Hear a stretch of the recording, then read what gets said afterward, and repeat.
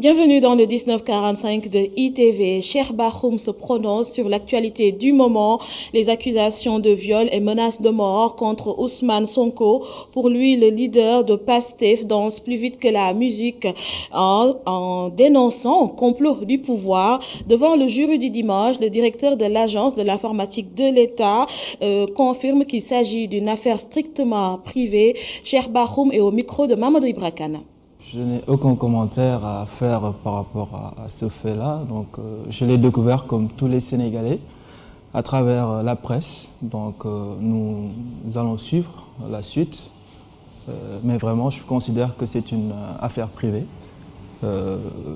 J'espère juste que, en tout cas, que la justice sera dit. Et je pense que c'est ça le plus important. Oui, mais quand lui dit que c'est le pouvoir qui complote contre sa personne, peut-être c'est un axe de défense qu'il pourra développer par la suite. Il y a une consigne qui est donnée à vous, responsable du pouvoir, de ne pas se prononcer sur cette affaire. Non, pas du tout. C'est juste que, comme c'est une affaire privée, je pense qu'on ne doit pas trop épiloguer là-dessus. Si ça concernait les affaires publiques, on pouvait donner nos avis là-dessus. Mais quand même, dans ce cas de figure, c'est une affaire qui concerne deux personnes. Donc, je ne vois pas l'intérêt pour un parti d'épiloguer là-dessus. Le Sénégal fait partie des pays qui ont opté pour le Conseil des ministres en ligne. Alors, est-ce sûr de discuter des affaires de l'État en ligne? Oui, répond le directeur général de l'Agence de l'informatique de l'État. Il assure que le système est bien sécurisé et qu'il est à l'abri de toute intention malveillante, aussi bien au niveau national qu'international. S'agissant du télétravail, l'invité du jury du dimanche est d'avis que le Sénégal n'est pas encore totalement à l'ère du du télétravail. La synthèse de l'émission JDD, c'est avec Abdourahmane Li. Le Sénégal est à la page et c'est l'État qui mène la barque. En cette période inédite marquée par le coronavirus et ses nombreuses restrictions qui a occasionné une ascension de l'utilisation des nouvelles technologies de l'information et de la communication, le Conseil des ministres est organisé depuis en téléconférence. Une méthode pratique au vu du contexte qui répond aujourd'hui à tous les impératifs sécuritaires, selon le directeur de l'Agence de l'informatique de l'État. Le conseil ne se passe pas sur Internet, d'abord. Ça, c'est le premier axe lié à la sécurité. Donc, ça se passe sur l'intranet administratif. Donc, si c'est de l'intranet gouvernemental, c'est vraiment un réseau privé, donc, où a accès que les utilisateurs dont nous donnons donc, la possibilité. Donc, les données passent donc, sur la fibre optique, donc, qui connecte l'ensemble des bâtiments où sont présents donc, nos ministres. Donc, nous avons mis un dispositif dans chaque structure pour pouvoir superviser tous les flux qui entrent et qui sortent vraiment dans ces bâtiments-là. Ce qui est valable pour la haute hiérarchie ne semble pas l'être pour l'administration, laisse entendre Cheikh Bakhoum. Pour lui, le Sénégal n'est pas totalement à l'ère du télétravail. Il propose d'abord la réforme de la législation du travail. Pour le télétravail, ce que nous devons d'abord gérer, à mon avis, c'est l'aspect réglementaire, législatif. C'est vrai que aujourd'hui, c'est une option qui est donnée à des agents de l'État de faire du télétravail, mais aujourd'hui, ce n'est pas réellement encadré. Parce que clairement, le télétravail, il faudrait pouvoir contrôler le travail qui est effectué par l'agent chez lui. Et donc, il faut un certain nombre de dispositifs donc, pour pouvoir contrôler réellement le travail. En attendant, l'accès à distance de l'état civil et des autres procédures administratives au Sénégal, c'est bien possible, confirme Cheikh Bakhoum. Le directeur de l'ADI révèle d'ailleurs que 6 espaces pilotes vont bientôt démarrer leurs activités dans ce sens. Les 7 villages riverains de l'aéroport international Blaise Diagne de Diass vivent dans une grande inquiétude. Selon les populations, elles ne peuvent pas jouir de leurs terres car les autorités de l'AIBD et de certains services de l'État opposent leur veto. Les habitants des 7 villages se sont réunis pour lutter contre ce qu'ils qualifient de confiscation des terres. Babacar Seck. La proximité avec l'aéroport international Blaise Diagne de Diass et la pression foncière inquiètent les populations des 7 villages riverains de l'aéroport. Nous constatons amèrement que depuis un certain temps, toutes nos tentatives de jouir de nos terres se heurtent à des oppositions, soit de la part des autorités de l'AIBD, soit de certains services de l'État, sans qu'aucune explication sérieuse ne nous soit servie. Les populations demandent le respect de leurs droits et la préservation du patrimoine foncier. Notre propriété et notre souveraineté sur les dites terres ne font donc l'ombre d'aucun doute. C'est pourquoi les populations de Soun Serer et les populations environnantes, Kessohat, Katialik, Mbadet, Soun, Landou, Len, Tiambo, tiennent aujourd'hui à alerter sur les refus de confrontation inévitables si des tentatives de spoliation et de confiscation de leurs terres arrivaient à se matérialiser. Les populations de 7 villages sont dans les dispositions pour mettre en valeur leurs terres. S'agissant de l'exploitation de leur mise en valeur de leurs terres, elles disposent aujourd'hui de toutes les compétences requises au niveau des fils du terroir et sont en collaboration depuis fort longtemps avec des partenaires qui les accompagnent. Les 7 villages proclament leur ferme engagement à se battre pour la préservation de leurs terres. 6 février, journée mondiale sans téléphone mobile. Aujourd'hui, l'usage du portable va au-delà des appels et messages. Le mobile banking fait son bonhomme de chemin. Le type de paiement électronique est en vogue. Une autre opportunité à la portée des utilisateurs. C'est un reportage signé Mohamed Dia et Sidi Niang. À travers le temps, le téléphone a transcendé plusieurs paliers. Cet outil est plus qu'un instrument pour tout simplement émettre ou recevoir des appels. Je fais tout avec mon téléphone. Cours, email, paiement en ligne, photos, tout en fait. Pour cette étudiante en marketing digital, le téléphone portable est aussi son porte-monnaie électronique et surtout en ces temps de coronavirus. De nos jours, vraiment, le téléphone portable, c'est utile en fait. C'est pas facile de se détacher parce que avec le Covid-19 et tout, c'est le numérique qui prône en ce moment. Et donc les paiements en ligne, tout ça, c'est facile, ça nous facilite la tâche et ça diminue la distribution du Covid en fait. Vu qu'avec la monnaie, de l'argent, on peut se contaminer. Mais si tu fais un paiement en ligne, tu ne peux pas être contaminé par le Covid. Des fonctionnalités multiples qui ont rendu certains dépendants à cet outil. Et ce jeune chauffeur en fait partie. Je ne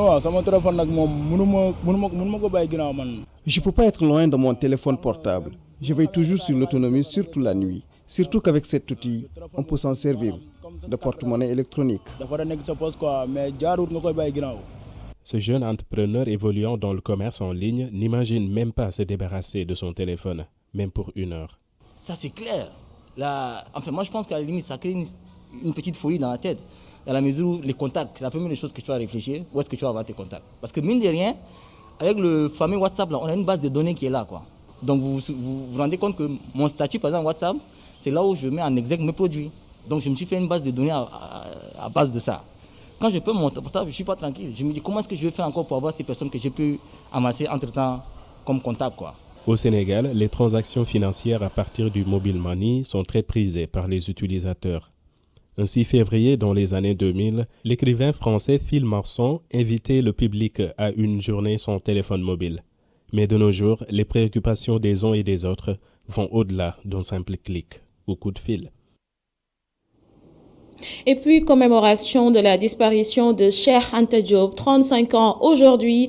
Ses œuvres perdurent et depuis un certain temps, les hommages se succèdent. La statue de l'historien vous accueille depuis peu à l'entrée de l'université de Dakar qui porte son nom. Nima Sadio et Sidi Niang. Le livre de son idole, Nation nègre et culture de Cheikh Anta Diop entre les mains. L'aura du parrain de l'université de Dakar ne cesse de grandir au fil des ans. Pour les étudiants, Cheikh Anta Diop est le symbole d'une Afrique libre, raison pour laquelle ses œuvres doivent être vulgarisées. Si toutefois il y a des fresques, des statues à son nom, là, on peut que magnifier l'idée. C'est une très belle idée. Voilà, donc je souhaite qu'on puisse conserver tout cela parce que Cheikh Anta Diop, c'est un grand homme qui a marqué son temps, qui a marqué l'histoire de l'Afrique. Donc il mérite beaucoup plus que ça même, mais de toute façon, si également il y a des fresques à son nom, voilà, on peut que magnifier l'idée. La quête du savoir n'a pas de prix. Cheikh Anta Diop le savait bien et il n'a jamais cessé de le rappeler dans ses citations.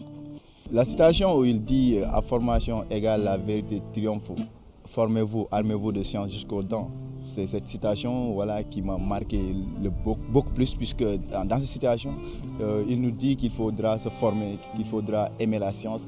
Je pense que cette citation, elle est capitale, elle est très importante, que tout jeune doit comprendre afin de pouvoir en quelque sorte exécuter le message de Cheikh Anta. Beaucoup de jeunes ne connaissent pas l'enfant de Tcheitou. Pour certains, ces œuvres doivent être enseignées davantage, comme on le fait au département d'histoire.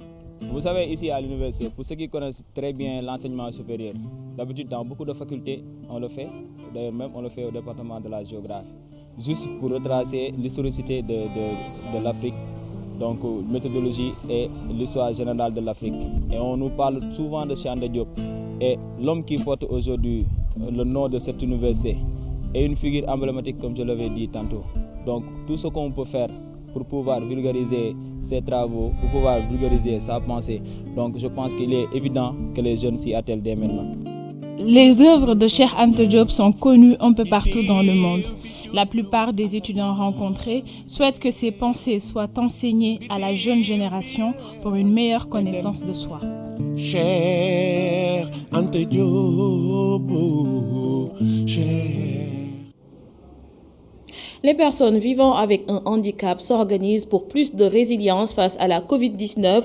Au-delà des difficultés quotidiennes, les personnes en situation de handicap réclament plus de considération. C'est un compte-rendu de Mamadou Lamine Fati.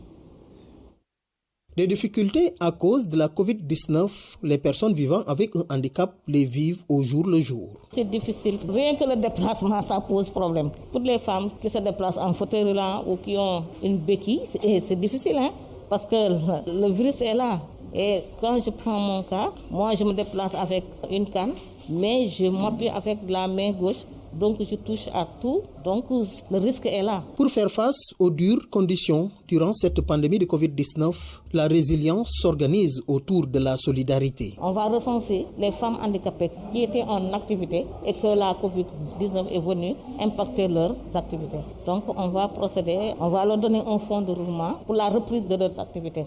Parce que c'est important, parce qu'aujourd'hui, quand on leur donne un kit d'hygiène, ça va leur permettre aussi de lutter contre la pandémie. Donc ce sera un bouffée d'oxygène pour les ménages et en même temps, ça va leur permettre aussi de relancer leurs activités économiques. Pour leur permettre de vivre dans la dignité et avoir une considération, les personnes vivant avec un handicap sollicitent l'accompagnement de l'État. Je lance un appel aux autorités, aux décideurs vraiment, qu'ils puissent venir nous accompagner. Parce que nous luttons contre la mendicité. Donc, c'est des femmes très braves qui sont là, qui mènent des activités. Mais tout ce qui se sent à nous, et qu'à tout nous concerne. Parce que le handicap est transversal à tous les niveaux, tous les ministères. On a un problème d'emploi, on a un problème d'éducation, on a tous les problèmes du monde. Donc, ce n'est pas que de l'assistance. Il y a des personnes handicapées qui sont diplômées, mais ils sont là. Les personnes vivant avec un handicap réclament plus que des mots à leur égard. Aujourd'hui, le point du jour du ministère de la Santé et de l'Action sociale fait état de 7 décès, de 171 nouvelles contaminations sur un total de 2298 tests. De 167 patients sont déclarés guéris et 58 autres sont en réanimation. Difficile pour les forgerons de mener correctement leurs activités en cette période de pandémie. Les horaires de travail sont réduits, les clients se font rares, sans parler du couvre-feu. C'est un reportage de Mamadou Lamine Fati.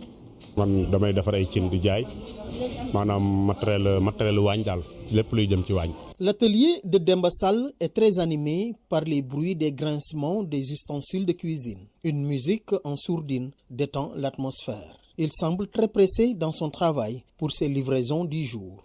Le temps ne joue pas en sa faveur puisqu'il doit baisser le rideau à 17h, l'heure de fermeture du marché. La situation de la pandémie de Covid-19 a aussi impacté son travail, nous dit-il. Nous ne dépendons pas seulement des commandes. Parfois, on vend à toute personne qui vient en acheter. Actuellement, comme d'habitude, on dépense comme on faisait, sans gagner en retour. Les affaires ne marchent pas.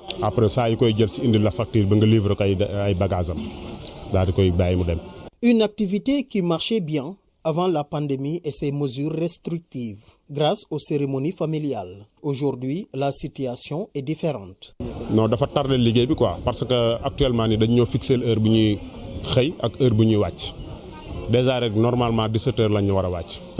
Actuellement, les heures de travail ont été fixées. Normalement, on descend à 17h, alors qu'on devrait descendre à 20h. Avant, on voyait les clients à n'importe quelle heure. Mais actuellement, avec la situation, il n'y a plus de commandes, parce qu'il n'y a plus de cérémonie. Parce que dañ comme xew amul kenn du def dara nañ def lu yem rek. Suñu liggéey ñun ci événement lay gën a dépendre kon te événement amul kon xam nga day tax xaw a tax day ralentir. Les forgerons vivent difficilement cette période de pandémie. Leur temps de travail réduit de 12 heures à 8 heures de temps par jour. Des commandes quasi nulles, la Covid-19 a mis à genoux leurs activités. Demba Sall, comme ceux qui sont dans la même situation, souhaitent vivement la fin de la pandémie. De la forge, nous passons à la musique pour vous faire découvrir Khalifa Mbodj. Il est chanteur, guitariste, auteur et compositeur. Particularité, vous faire frissonner en retrançant la lignée d'un proche lors d'un anniversaire. Par exemple, l'art de l'éloge est un don chez Khalifa, ce qui lui procure des milliers de followers sur les réseaux sociaux et lui génère des cachets de la part de ceux qui sollicitent ses services. Son portrait est dressé par Abdourahmane Li.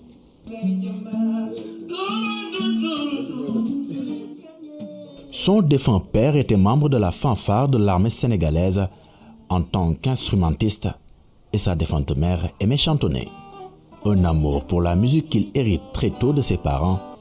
Plus qu'un héritage aujourd'hui, Khalifa avait quelque temps après entamé un renforcement de capacité avec des cours de guitare notamment.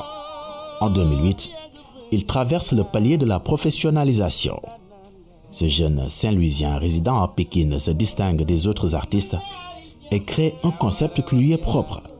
Souhaitez à qui le désire un joyeux anniversaire et s'il vous plaît, à sa façon. Au début, je le faisais gratuitement pour mes amis. Je leur faisais la surprise en chantant pour eux un joyeux anniversaire. J'étais allé jusqu'à constater que cela avait commencé à avoir une portée insoupçonnée. De jour en jour, je recevais des commandes dans ce sens. Ce sont ces gens-là, pour qui je le faisais, qui m'ont finalement proposé d'en faire un gagne-pain.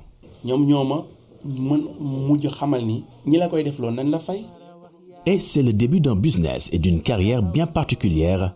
Ses followers sur ces différentes plateformes digitales vont jouer un grand rôle.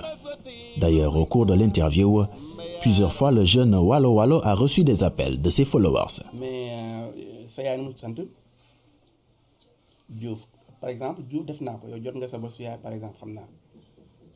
Soit pour faire une commande de chansons pour un anniversaire, soit pour juste entendre la belle voix de ce jeune chanteur, les louanges de sa lignée.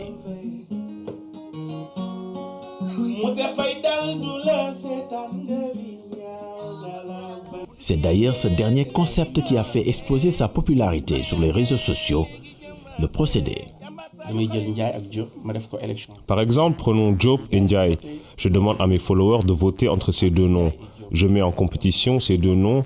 Après, je vais faire le décompte, voir ceux qui sont pour Ndiaye et les autres qui sont pour Diop sur les commentaires.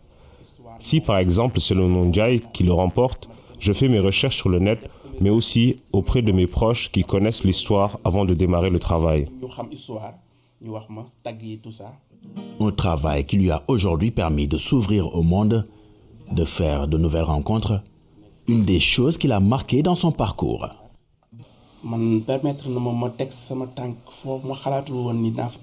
Ce travail m'a permis de mettre les pieds là où je n'aurais jamais imaginé partir un jour.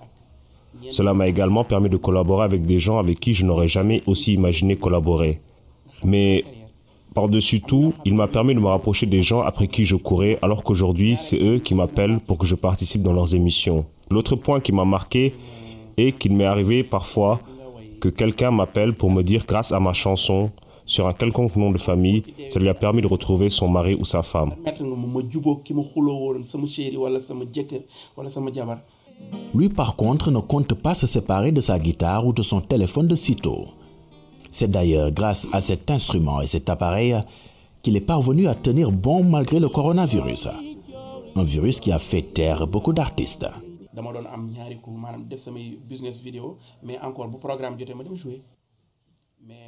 Auparavant, comme tous les artistes, j'avais des programmes à côté de mon business. Lorsque le Covid est apparu, je peux dire que je n'ai pas vraiment ressenti les impacts.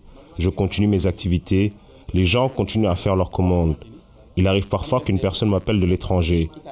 À partir d'ici, je leur anime des événements en ligne. Il y a le Covid, mais grâce aux réseaux sociaux, on peut travailler sans grand souci.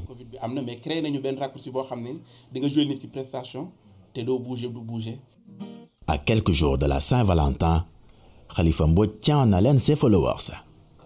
Des followers parmi lesquels plusieurs personnalités de ce pays révèlent-ils son secret, des chants qui fédèrent toutes les sensibilités.